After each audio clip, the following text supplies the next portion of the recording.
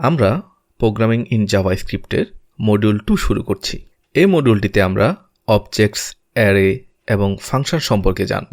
এর সাথে আমরা কিছু common built in methods, undefined, null এবং এমটি স্ট্রিং এর ব্যাপারেও জানব। আমরা এরর হ্যান্ডলিং এর বিষয়টা নিয়েও মডিউলে কিছুটা আলোচনা করব। এই মডিউলের প্রথম টপিকসটি হচ্ছে ফাংশনস। আমরা এই ভিডিওটি থেকে মূলত জাভাস্ক্রিপ্টের ফাংশন সম্পর্কে জানব। আমরা যদি একটি ওয়াশিং মেশিনের ফাংশনগুলোর কথা চিন্তা করি, যেমন ওয়াশিং মেশিনে স্পেসিফিক ওয়াশের জন্য ভিন্ন ভিন্ন বাটন রয়েছে। ফাংশনগুলো জানে যে কি কাজ করতে হবে। যদি আমরা স্পোর্টস ওয়াশ বাটন প্রেস করি, মেশিনটি একটি নির্দিষ্ট টেম্পারেচারে ওয়াশ সাইকেলটি রান করবে। কিছু স্টোর করা ইনস্ট্রাকশন রিপিটেডলি রান করা হচ্ছে ফাংশনের কাজ। এভাবে আমাদের প্রতিবার সেটিং অ্যাডজাস্ট করতে হয় না। আজকের এই ভিডিওটিতে আমরা জাভাস্ক্রিপ্টের ফাংশনের ব্যবহার করার অ্যাডভান্টেজ, ফাংশনের স্ট্রাকচার এবং পেরিমিটার সহ ফাংশন ডিক্লারেশন করাটাও জানব। আমরা আরও জানব যে কিভাবে আর্গুমেন্ট ব্যবহার করে ফাংশন কল অথবা ইনভোক করতে হয়। তো ফাংশন আসলে কি এবং এটা আসলে কি কাজ করে? প্রোগ্রামিংয়ের একটি বেসিক প্রিন্সিপালকে সংক্ষেপে ড্রাই বলা হয়। ড্রাই মানে হচ্ছে ডোন্ট রিপিট ইউরসেলফ, একই কাজ বারবার না করা। ফাংশন ইউজ করে আমরা এই রিপিটেশন অ্যাভয়েড করতে পারি। ফাংশনে আমরা কিছু লাইন অফ কোড রাখতে পারি যা একটি সেট অফ অ্যাকশন পারফর্ম করবে, এবং এই কোডগুলোকে আমরা একটি সিঙ্গেল লেবেল দিতে পারি। এখন কোডগুলোকে রান করানোর জন্য আমাদের শুধু ফাংশনটি কল করতে হবে। কোডটি আমরা যতবার ইচ্ছে রান করতে পারব। ফর এক্সাম্পল, আমরা দুটি নাম্বার অ্যাড করতে চাচ্ছি। প্রসেসটি এরকম হতে পারে যে আমরা দুটো ভেরিয়েবল এ এবং বি ক্রিয়েট করছি।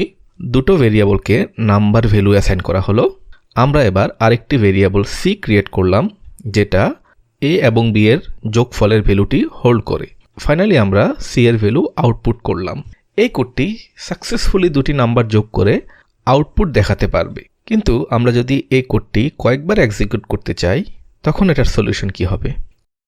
এটা এভাবে করা যায় যে আমরা একটি ফাংশনের মধ্যে কোডগুলো রাখতে পারি। ফাংশন ডিক্লেয়ার করার জন্য ফাংশন কিওয়ার্ডটি লিখে ফাংশনের নাম লিখতে হয়। ফাংশনের নাম যে কোনো কিছু হতে পারে।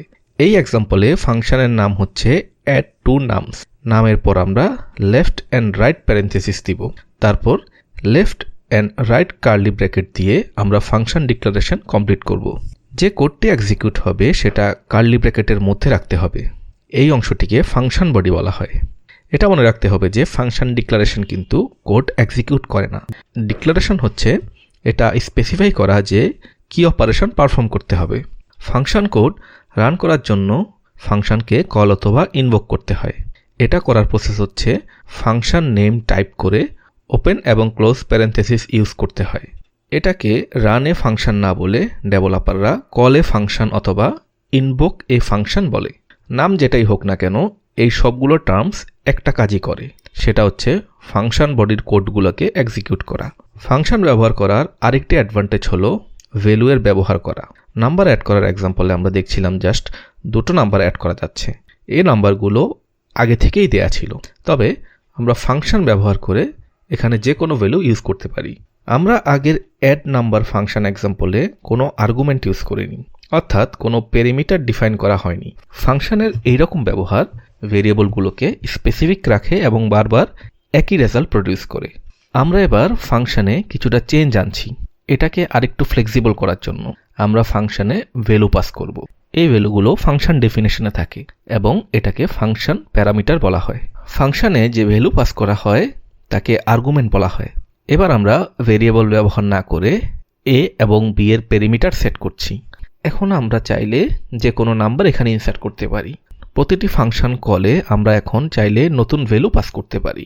ফাংশন কোডকে আরও ফ্লেক্সিবল এবং এফিশিয়েন্ট করে। ফর এক্সাম্পল, ফাংশনে আমরা আর্গুমেন্টের মাধ্যমে ভ্যালু পাস করে আমরা যতবার ইচ্ছে অ্যাড টু নাম ফাংশনটি কল করতে পারি।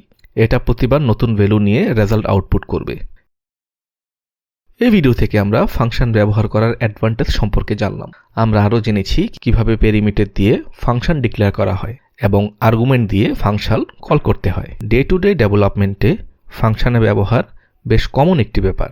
আরও এফিশিয়েন্ট এবং রিউজেবল কোড লেখার জন্য প্রত্যেক ডেভেলপারেরই ফাংশনের মতো কোড কনসেপ্টের উপর ভালো ধারণা থাকা উচিত।